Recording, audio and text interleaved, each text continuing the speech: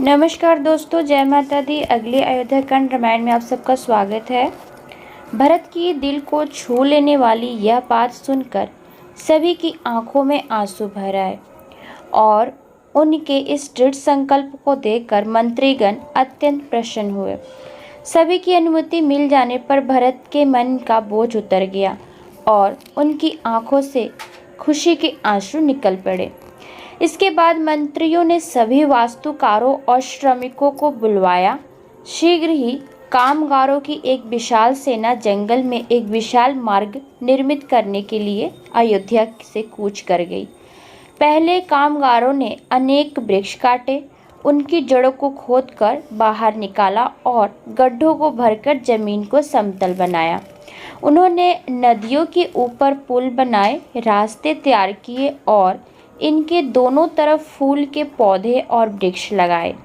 कृत्रिम झीलें बनाने के लिए बांध बनाए गए। यह सारा कार्य हो जाने पर अयोध्या से लेकर गंगा नदी के तट पर फैले मार्ग पर चंदन से सुगंधित जल का छिड़काव किया गया। यात्रियों के विश्राम करने के लिए ऊंचे स्थानों पर बड़े बड़े तंबू लगाए गए और उनके चारों ओर बाड़ लगाई गई और खंदकें खोदी गई। देवताओं के टहलने तक के लिए उपयुक्त इस संपूर्ण मार्ग को अत्यंत कम समय में निर्मित कर दिया गया। अगली सुबह भरत ने सुमंत को अपना रथ लाने का आदेश दिया और शीघ्र ही वे एक विशाल सेना के साथ अयोध्या से निकल पड़े। कौशल्या, सुमित्रा और कैकेयी अलग अलग रथों पर थे और सभी को आशा थी कि वे राम को वन से अयोध्या वापस ले आएंगे। भरत के साथ अनेक नागरिक भी चल पड़े थे जो राम के दर्शन की आशा से अत्यंत प्रफुल्लित थे। गंगा नदी के तट पर पहुंचकर यह दल रात्रि विश्राम के लिए वहां रुक गई। गुहा ने भरत की सेना को देखा तो उसे शंका हुई कि भरत संभवतः राम पर आक्रमण करने के आदेश से जा रहा है। इसलिए उसने अपने सहयोगी से कहा कि हम राम के अनुयायी हैं। सावधानी के तौर पर हमारी 500 नौकाओं में से प्रत्येक पर 100 सैनिक तैनात कर दिए जाएं, ताकि आवश्यकता पड़ने पर हम भरत को गंगा नदी पार करने से रोक सकें। इसके बाद गुहा अपने साथ अनेक उपहार लेकर भरत से भेंट करने निकल पड़ा, ताकि उसे भरत के वास्तविक उद्देश्य का पता चल सके। सुमंत ने जब गुहा को वहां आते देखा तो उसने भरत को गुहा और राम की मित्रता के बारे में बताया। निषाद राज भरत के पास पहुंचा और उसने भरत का अभिनंदन किया। तब भरत ने उससे भरद्वाज मुनि के आश्रम का रास्ता पूछा। गुहा बोला, आप आश्वस्त रहे क्योंकि मैं स्वयं आपको वहां ले चलूँगा। अब कृपया करके स्पष्ट भाव से यह बताएं कि राम के पास आप किस उद्देश्य से जा रहे हैं। आप अपने साथ इतनी विशाल सेना लेकर आए हैं जिससे यह जान पड़ता है कि आप उन पर आक्रमण करने वाले हैं। भरत बोले, प्रिय गुहा, आपकी बात सुनकर मुझे अत्यंत कष्ट पहुंचा है। कृपया करके मेरा विश्वास करें कि मैं श्री राम को अयोध्या वापस ले जाने के लिए यहाँ आया हूँ। प्रिय गुहा, आपकी बात सुनकर मुझे अत्यंत कष्ट पहुंचा है। कृपया करके मेरा विश्वास करें कि मैं श्री राम को अयोध्या वापस ले जाने यहाँ आया हूँ, ताकि कौशल नरेश के रूप में उनका राज्याभिषेक किया जा सके। भरत की सत्यनिष्ठा को देखकर गुहा संतुष्ट हो गया। शाम ढल आई थी, इसलिए सभी लोग रात्रि विश्राम की तैयारी करने लगे। बाद में जब भरत बिस्तर पर लेटे ही थे तो गुहा उनके पास आया और बोला, सीता और लक्ष्मण के साथ श्री राम जब यहाँ आए तो वह मेरे और लक्ष्मण द्वारा बनाए गए बिस्तर पर सोए। सीता और राम के सो जाने पर लक्ष्मण और मैं सारी रात बातें करते हुए जागते रहे। लक्ष्मण ने किसी भी प्रकार की सुविधा ग्रहण नहीं की क्योंकि श्री राम जमीन पर लेटे हुए थे। अगली सुबह श्री राम और लक्ष्मण ने बरगद वृक्ष के दूध जैसे द्रव से अपने केशों की जटा बनाई और इसके बाद उन्होंने गंगा नदी पार की।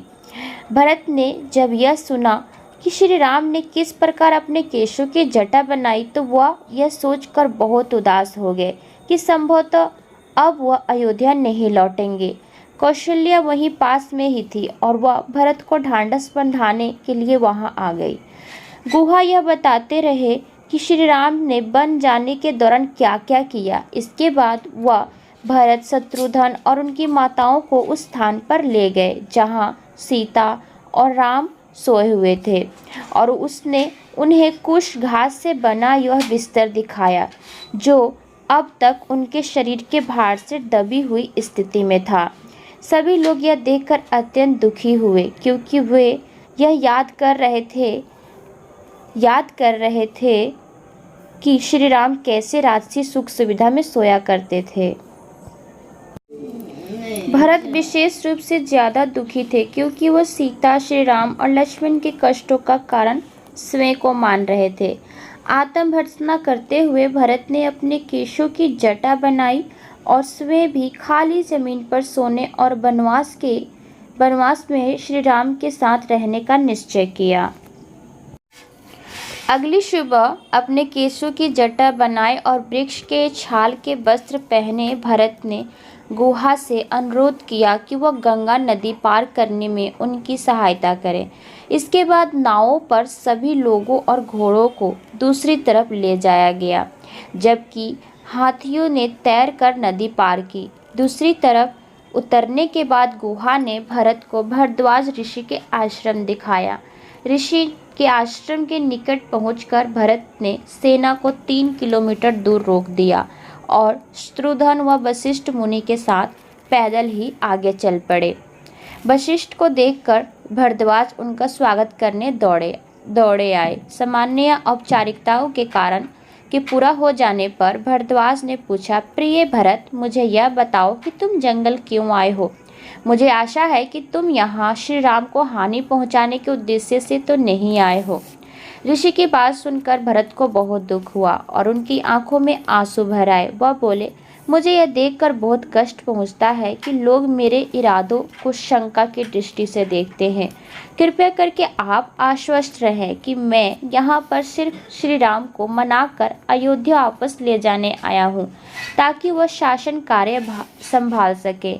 हे ऋषि श्रेष्ठ, कृपया करके मुझे बताएं कि मेरे भाई कहाँ हैं।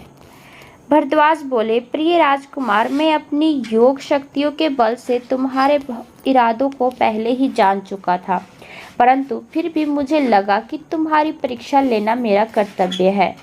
श्री राम चित्रकूट पर्वत पर वास कर रहे हैं। आज रात वह यहीं विश्राम करो और कल सुबह से अपनी यात्रा जारी रखना। भरत ने उनका आमंत्रण स्वीकार किया। इसके बाद भरद्वाज ने उनसे उनके सैनिकों को वहां बुलाने को कहा क्योंकि वह उनका मनोरंजन करना चाहते थे। सैनिकों के पहुंच जाने पर भरद्वाज ने विश्वकर्मा व इंद्र, यम, वरुण तथा कुबेर सहित अन्य देवताओं का आह्वान किया। ऋषि ने उनसे अनुरोध किया कि वे मनोरंजन के लिए सभी वस्तुएं आवश्यक उपलब्ध कराएं ताकि वह अपने अतिथियों का शानदार स्वागत कर सके। देवताओं के जाते ही वहां सुगंधित हवाएं चलने लगी। इसके बाद विश्वकर्मा के चमत्कार से 60 किलोमीटर के उस क्षेत्र से फलों और फूलों से लदे वृक्षों वाले कई उद्यान प्रकट हो गए और खाली जगहों पर कालीनें बिछ गई। उनके चमत्कार से 4 कक्षों वाले आवास और अस्तबल स्वयं ही प्रकट हो गए और साथ ही एक राजमहल भी प्रकट हो गया जिसमें मनोरंजन की प्रत्येक कल्पनीय वस्तु मौजूद थी। भरत इस अद्भुत राजमहल के अंदर गए। उनके साथ उनके राजपुरोहित और मंत्रीगण थे। राज सिंहासन की ओर बढ़ते हुए भरत को श्री राम का स्मरण हो आया और उन्हें महसूस हुआ मानो श्री राम उस पर विराजमान हो। भरत ने अपने बड़े भाई की प्रदक्षिणा की और फिर उनके प्रति आदर प्रकट करने के लिए उन्होंने शीश नवाकर प्रणाम किया। फिर वह एक चवर उठाकर प्रधानमंत्री वाले आसन पर बैठ गए और बाकी लोगों ने अपना अपना स्थान ग्रहण किया।